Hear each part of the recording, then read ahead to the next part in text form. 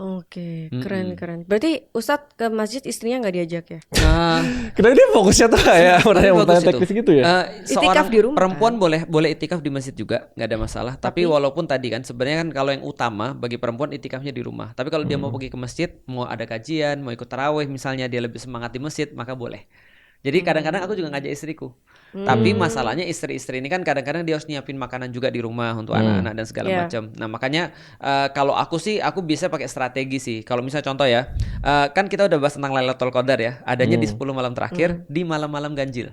Berarti 21 hari ini nih, malam ini nih, 21, 23, 25, 27, 29. Dan katanya Rasulullah lagi dan para sahabat itu carilah di malam-malam ganjil di 25 atau 27 atau 29. Berarti 25. Aku nggak paham sih. Maksudnya peraturan tuh siapa yang buat? Bukan peraturan, ini kayak Rasulullah ngasih tahu ini ada Lailatul Qadar loh. Lu mau cari Lailatul Qadar, carilah di 10 malam yang terakhir. Karena kan Rasul kan pasti sudah di-spill dong sama Allah kan. Allah itu bisiin Rasul. Allah nyepil ke Rasulullah. Nyepil Rasul. Oh. Nah, ketika Rasul dapat spill, tapi Rasul nggak mungkin kasih tahu langsung kan, karena kalau kita dikasih tahu kita nggak nyari.